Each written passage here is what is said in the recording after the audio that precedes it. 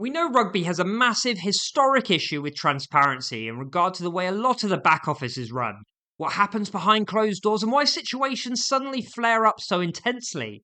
It's why it took rugby so long to have a behind the scenes documentary come out on the Six Nations. It's why that documentary then kind of brushed past the Welsh contract situation as if it wasn't absolutely horrendously dealt with.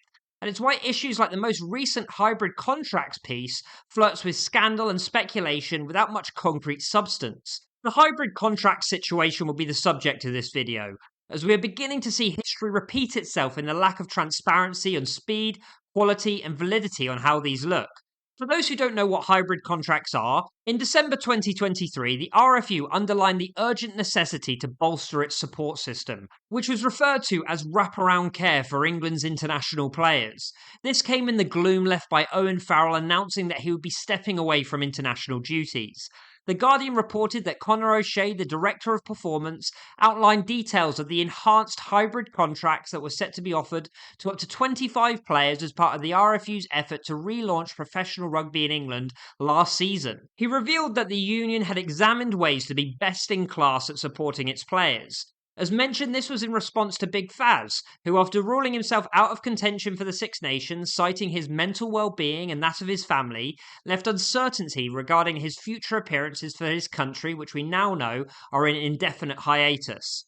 What seemed to freak the RFU out were Kyle Sinclair's comments, in which he predicted that more England internationals would follow suit, expressing his belief that the support for players could have been significantly better throughout these difficult periods.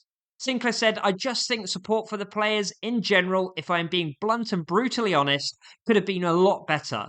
The support system could have been 100% better from all over." What came next was an agreement that was meant to support Steve Borthwick in having better control over a hand-picked group of 25 players. The chosen players would then have their club contracts supplemented by a fixed fee of about £160,000 per player from the RFU, enabling the England coach to have much more of a say over things such as medical and conditioning programs, structures and infrastructure, and likely much more. I'll be heavily quoting the Guardian article here again, but the 25 players make up an enhanced elite player squad and would have their own individual development plans which would be reviewed monthly. The enhanced contracts were the most significant aspect of the new professional game partnership, otherwise known as the PGP, between the RFU and Premiership Rugby, which should reach finalisation this year. The first players who were set to be signed up were Maro Itoje and Jamie George, who are coincidentally the Sarries contingent, which is where this story meets what was reported on this week. Why? Well, 5 months on and nearing the final round of the Premiership competition, and supposedly there's been virtually no progress. This week, Saracens head coach Mark McCall emphasised the importance of resolving the contractual uncertainties affecting several key players within his team.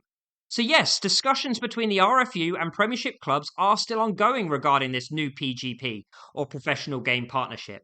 So McCall stressed the need for swift resolution, stating that the sooner all gets done, the better for everybody. McCall confirmed ahead of their Premiership fixture against Bath that these new agreements had not been fully solidified. Maro and Jamie have reached a preliminary understanding, but I'm uncertain if there's a finalised contract in place, and it's crucial that it gets sorted out as quickly as possible. McCall indicated that the ongoing uncertainty is yet to impact Saracens' plans for the upcoming season. However, any prolonged delay could potentially disrupt recruitment efforts. Hopefully not, but we'll have to wait and see, he remarked. It has the potential to alter things, I suppose. Now, from my point of view, I've already expressed the absolute damning transfer list that is set across the league this season, with upward of 10, 15, or even 20 players departing each Premiership side, with just the 1 or 2 signings coming in.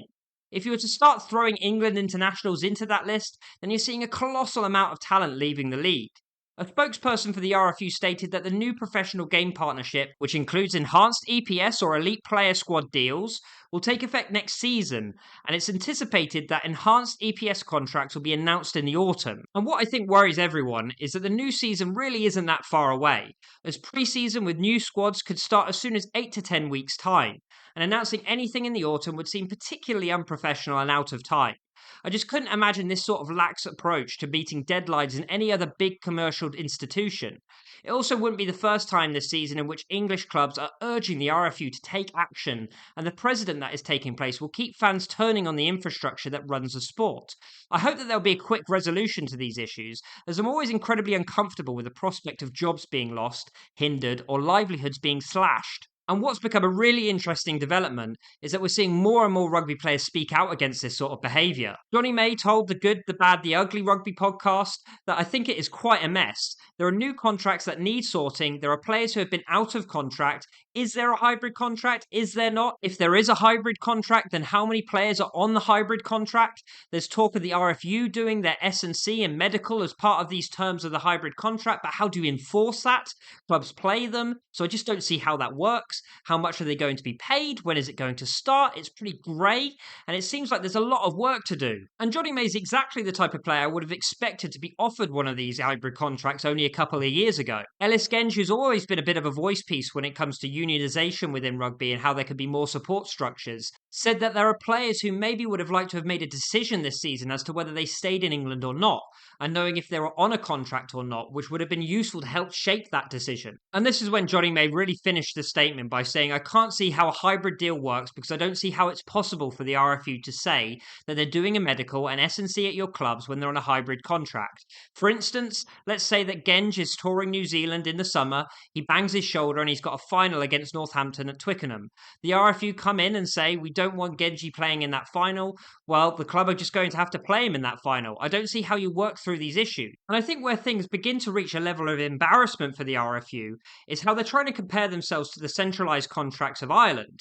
When you see a lot of Irish professional rugby players coming out to say that they've nailed it, such as Mac Hansen, and that it's really helped develop the underlying strength of that union. And sure, the dynamic between club and country in Ireland is completely different, so I won't compare carrots and peas. But I will say that the commercial agreements and how embarrassingly they've been handled so far does put another nail in the coffin of this current RFU setup. Change, reform, or transformation, whatever needs to happen, definitely needs to happen soon, because I don't want to see a lot of England's best players choosing to leave overseas before any agreements get done. But I'd be very keen to hear about your takes on this in the comment section down below. If you're watching this on TikTok, make sure that you follow for more rugby content. And if you're watching this on YouTube, make sure that you subscribe.